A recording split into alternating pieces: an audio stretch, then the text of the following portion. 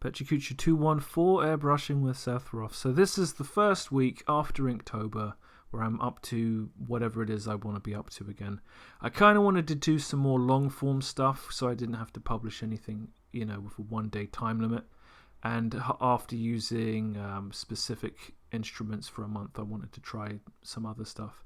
But this is also a week where I'm officially unemployed, although I'm unofficially unemployed because I can't sign on because everyone's unemployed now. There's nothing worse than starting your day looking at job sites. It's fucking awful. It make a cynic out of the nicest guy. I did note that my Perfect Cell saxophone JPEG from Inktober on Tumblr was still kind of going around the houses. People were reblogging it. If I had any sense, I'd try and figure out why it's so successful and make more of it. But I don't know, so I can't really do it. I did finally get into Adobe Audition and figure out what kind of voice editing options I have on my crappy PC. I do have audio input. I do have audio output. I did a lot of faffing around, seeing if I could produce myself sounding, mostly like Transformers. It's an Adobe's product I've never used before. I'm trying to figure out if it will work and if I can get it to work. And I'm optimistic that it can give me what I need. I just have to figure out how I'm going to implement that stuff going forward. Random YouTube stuff. There are Sonic memes ahoy, and it's always nice seeing these things emerge. There's a lot of people using kind of Sonic the Hedgehog or speech to text to speech stuff to make little jokes, and a couple of them have been outright plagiarized by someone else.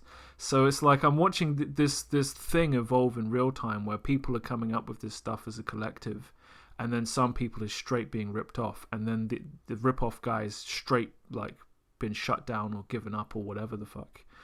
I wouldn't call it Sonic Gate, but yeah, such is life.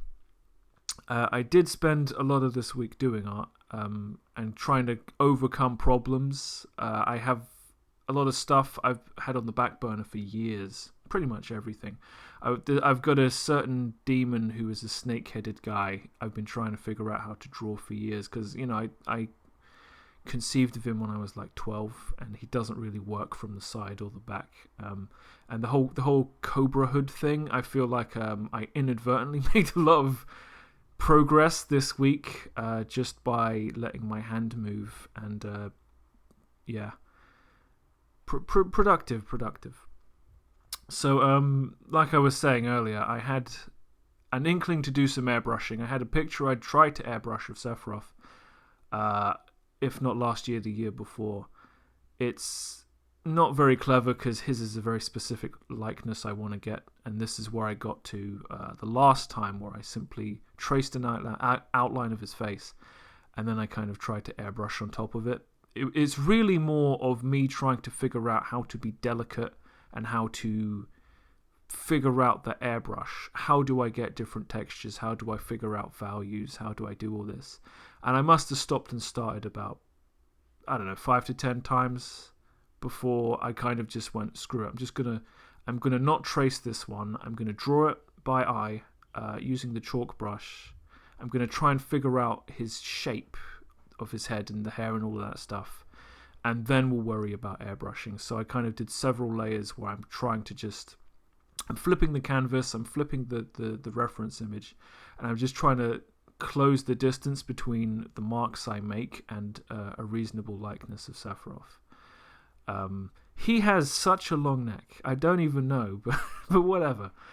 So I get to this point and I think, well, you know what? I quite like chalk brush art. I'm much more comfortable using lines than I am using gradation shading because if you want it to be darker, you just add more lines. It's progressive.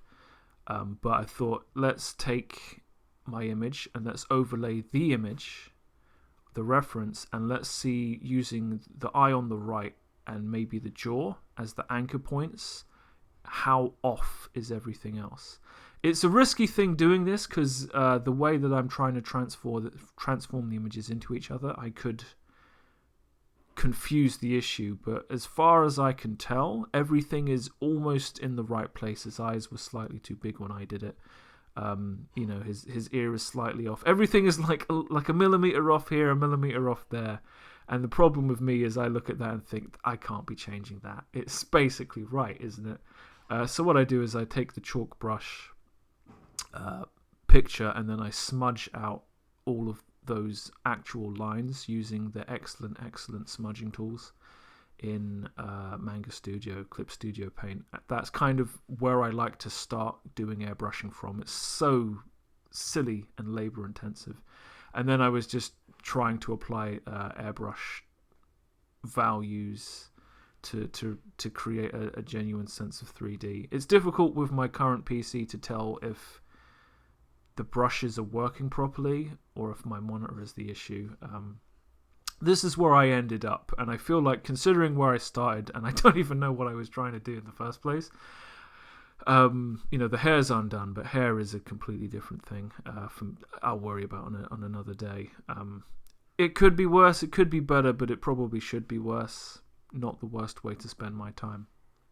And then Sir Clown of the Week. A lot of stuff's happened this week, but Trump's no longer president, except he is until next year, because that's how it works. People are concerned he's going to cause more trouble now that he's on the way out than he did during his entire term. As always, nobody really knows what Trump's going to do except Trump. Except I'm pretty sure he doesn't know what he's going to do either because he's nuts. 2020 continues to be that fucking year, right? So I will see you next week. Pecha Kucha 214 over and out.